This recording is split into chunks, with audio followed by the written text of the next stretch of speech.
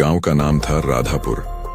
यह एक शांत और छोटा सा गांव था जहां लोग अपनी रोजमर्रा की जिंदगी में व्यस्त रहते थे। लेकिन इस गांव में एक पुरानी हवेली थी जिसे सबने भूतिया हवेली का नाम दे रखा था। हवेली के बारे में कहा जाता था कि वहां रात के समय अजीब आवाजें आती थीं और कुछ लोग वहां से लौट कर भी नहीं आए थे। मेरे दादाजी, जिनका नाम रामेश्वर था, उन्होंने हमेशा हमें इस हवेली के बारे में चेतावनी दी थी। उन्होंने बताया कि हवेली में एक लड़की की आत्मा है जो हर रात अपनी खोई हुई जिंदगी की तलाश में भटकती है। उनका कहना था कि जो भी उस हवेली में रात बिताने की हिम्मत करता है उसकी जिंदगी हमेशा के लिए बदल जाती है। एक दिन मैं अपने दोस्तों के साथ गांव आया। हमने हवेली के बारे में सुना था और हमारा मन किया कि हमें वहां रात बितानी चाहिए। हम सभी ने मिलकर तय किया कि हम रात को हवेली का दौरा करेंगे। जब हम हवेली के पास पहुंचे तो हमें हवा में अजीब सी खामोशी महसूस हुई। हवेली की दीवारों पर काई छड़ी हुई थी और दरवाजे की लकड़ी से निकलने वाली आवाजें हमारे दिल की धड़कन को तेज कर रही थीं। चलो अंदर चलते हैं, मेरे दोस्त ने कहा। हम सभी ने हिम्मत जुटाई और दरवाजा खोला। अंदर जाते ही एक ठंडी हवा का झोंका हमारे चेहरे पर लगा।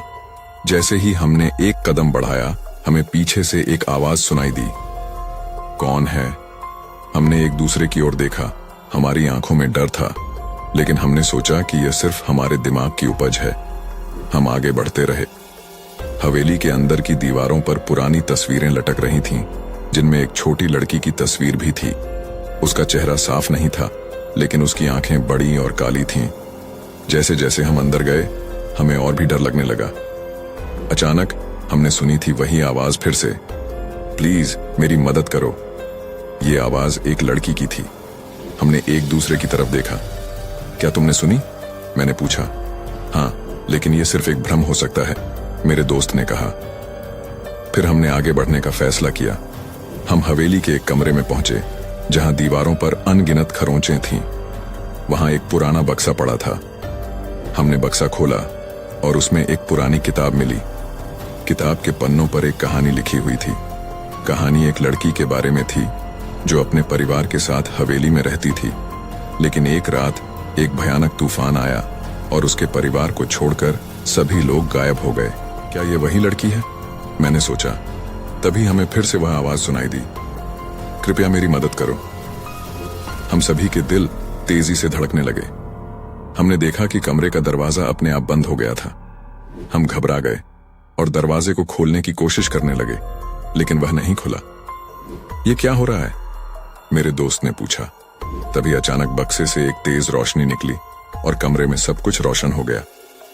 हम सब हैरान रह गए। फिर हमें वह लड़की दिखी जिसके चेहरे पर दुख था। मैं यहां फंसी हुई हूं, मुझे मदद चाहिए। मैं तुम्हें अपने परिवार की कहानी बताऊंगी। हम चुप रह गए।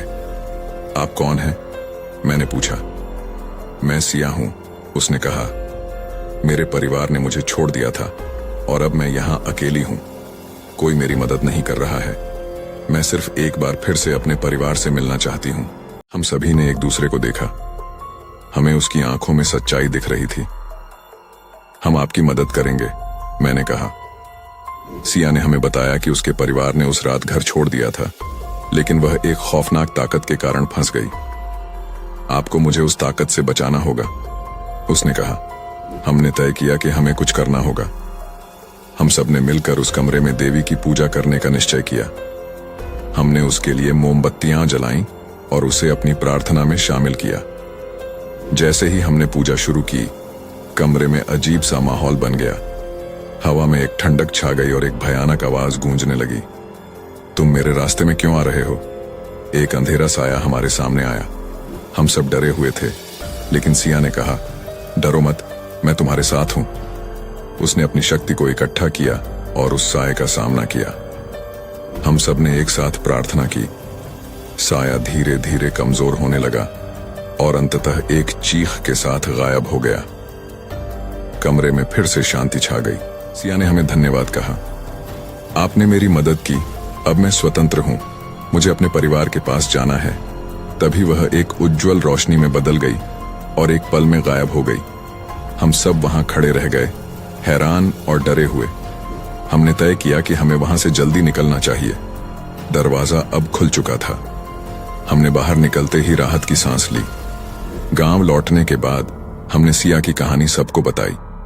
गांव वालों ने हमारी बात सुनी और हम सब ने मिलकर हवेली की सफाई करने का निश्चय किया। इस घटना के बाद राधापुर में हवेली का नाम बदलकर सिया की हवेली रख दिया गया। लोग अब वहां पूजा करने आते थे और सिया की आत्मा को शांति मिल गई।